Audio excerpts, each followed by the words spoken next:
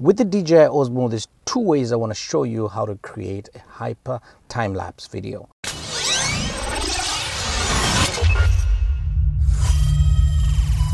Hyper time-lapse videos are really great because they can just be mixed in with your edits to create great establishing shots or just make your production value that much more enhanced. A hyper time-lapse is basically the same as a time-lapse. The only difference is you're moving from point A to point B, C, D, etc. It's not the same as a motion time-lapse. Motion time-lapse is really the camera doing the movement in a fixed position, whereas with a hyper time-lapse, you're actually taking a time-lapse as you move. So let's check out these two methods. So the first method is going to use the DJI Go app. We're going to choose auto for this method. You're going to go into your mode selector, select time-lapse. Then in this case, I want to take a photo every 5 seconds.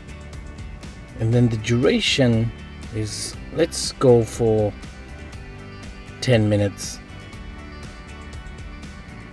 Actually, let's increase our frequency here to 2 seconds. So every 2 seconds I'm going to be taking a photo.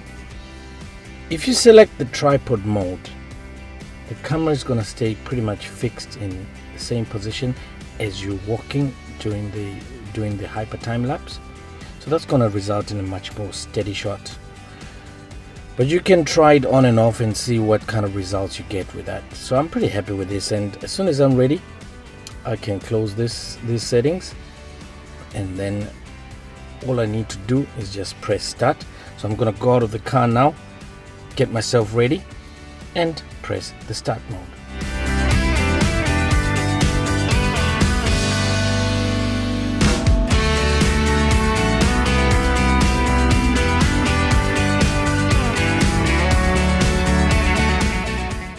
The second method is going to make use of this Filmic Pro app, and what I want to do is I actually want to shoot a video, and all I do as soon as I'm ready, I just hit record and I start walking during the time lapse. That's all there is to it.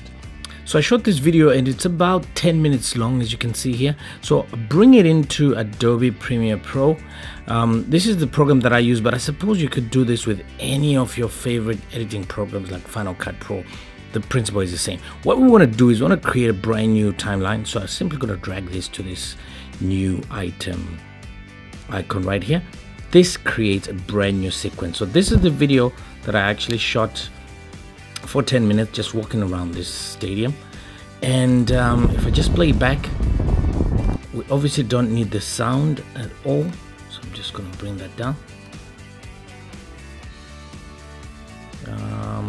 So let's say I want to start my time lapse just from about that point there. The horizon looks quite okay, looks quite horizontal. So all I do here is I trim this edge here. But the great thing about this particular sequence here is if you check sequence settings, it's actually at 4K 3840 by 2160 compared to the 1280. The other thing is, because I was using Filmic Pro, I actually shot this in low profile, so I've got quite a lot of latitude to color grade this footage to actually make it really pop out. So we're gonna do that. Actually, let's do that first. So all I'm gonna do is simply gonna keep it very simple. In the creative, I've got my LUTs already loaded. I'm simply gonna choose this very first one here, Everest. That brings out a lot more punch, and that's all I'm gonna do. It looks great. Let's go back to the editing. Now all we need to do is to reduce the duration of this clip from 10 minutes to 10 seconds. And in Adobe Premiere Pro, it's really very easy. All you do is you right click and select speed duration. So you can opt to reduce by a particular percentage if you know it, but I like to just simply type in exactly the duration that I want. So let's make it 10 seconds, click OK, and I'll notice how much smaller this sequence has become. Okay, If you play it back here, it might look choppy, so I normally just like to render it at this stage. So let's do that right now.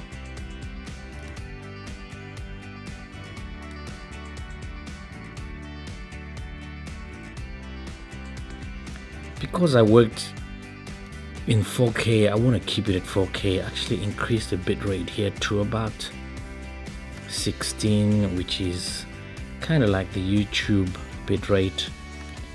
Let's find a folder for this. Let's call it Filmic Pro. Save that, and now I'm simply gonna hit export, and that's it. That's all there is to it, to creating my time lapse. So I'm gonna let it render, and then I'll come back and bring it into our main timeline.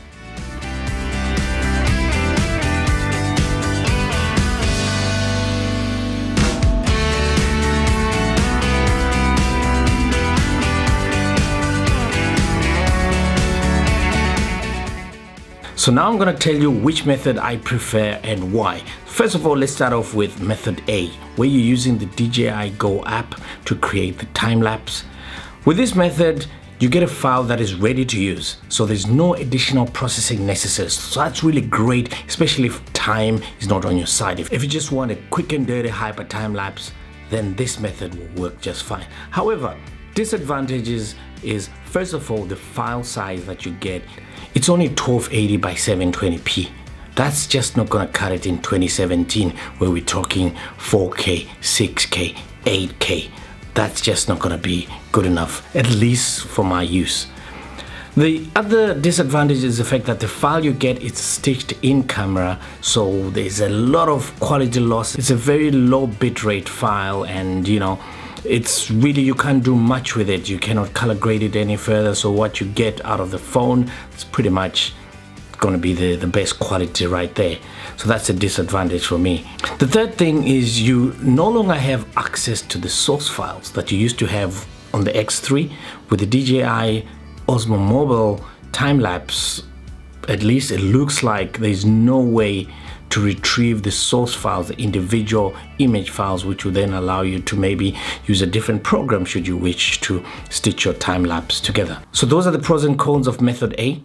Let's go over to method B. Method B is the Filmic Pro. I could have used any other video app, but I prefer Filmic Pro because it has a lot more advanced features, including the brand new log profile. So anyway, disadvantages with this is, firstly, the file that you get is a pretty big file. I mean, you're talking, if you're shooting at the highest bitrate, which is 100 megabits per second, for a 10-minute video clip, this could be as much as 7 to 10 gigabytes in size. So file handling could be an issue. Secondly, the fact that it's a multi-step process. I mean, there's an additional step. You have to bring it into Adobe Premiere Pro, Final Cut Pro, to be able to speed up the footage and then render it. So that's additional time being incurred. So if time is not on your side, this method might not be great. However, for me, the real advantage is the fact that, first of all, you get a file that is 4K in resolution. It looks really, really good. So we'll work with a lot of the productions that I get involved with, where 4K is probably the minimum in terms of resolution and quality. The other advantage is the fact that you've got a lot of latitude to color grade the footage. As you saw me use LUTs, you can use LUTs on the footage that you get to give you that much more creative, stylistic look of your footage. So there you have it, guys. That's a long and short of it. It's obvious that I use the video method where I speed it up in post because it gives me a lot more creative latitude. So let us know in the comment section down below, which method are you likely to use? Are you already doing time lapses? What do you use time lapses for? We would love for you to share all this information with us. Just leave your comments in the section down below. So with that, I say thank you so much for watching this video. Stay tuned because we got a lot more videos coming your way. If you haven't already subscribed, make sure you hit that subscribe button, because that way you never miss a single video that we release. So till next time, my friends, take it easy, take care.